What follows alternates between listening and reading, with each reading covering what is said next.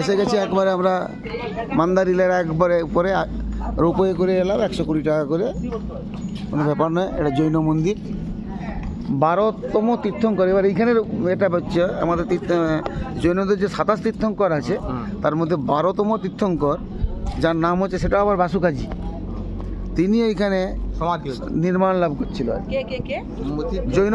জৈনদের 12তম তীর্থঙ্কর বাসুকাজি। মানে এর 3টে বৈশিষ্ট্য আছে। একটা হচ্ছে যে এই জৈনদের একটা পবিত্র তীর্থস্থান, যেহেতু 12তম যে তীর্থঙ্কর ইনি এখানে মানে নির্মাণ লাভ করেছিলেন।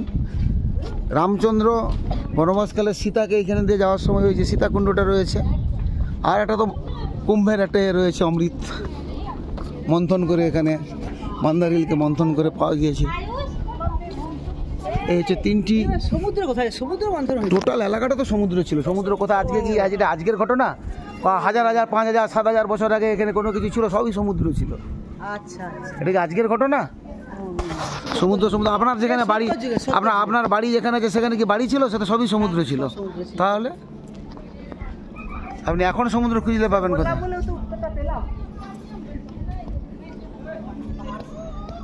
দেখুন পাহাড়ের উপর থেকে দৃশ্য দেখুন, মনে না না কেন হাঁটবো না।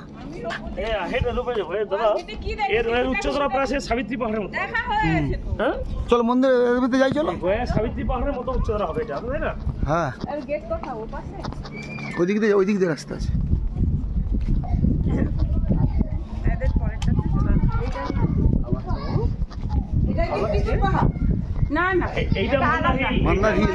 এটাই সেই হিল, যে হিল মন্থনের কাছে কাজে লেগেছে।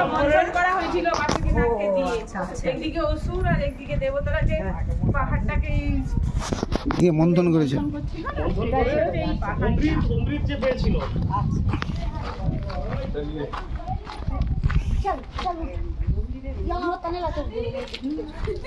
মন্দিরের মুখ ওই দিকে, এই যারা হেঁটে আসে এই দিকটা গিয়ে হাঁটার রাস্তা।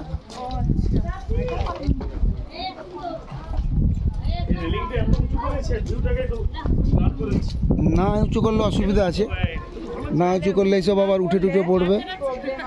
প্রাকৃতিক দৃশ্য দেখুন, মান্দারিলের একবার উপরে রয়েছি। অপূর্ব দৃশ্য দেখো।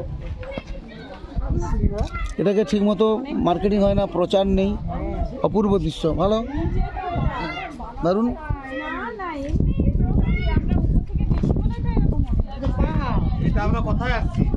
মান্দারিলে একবার উপরে।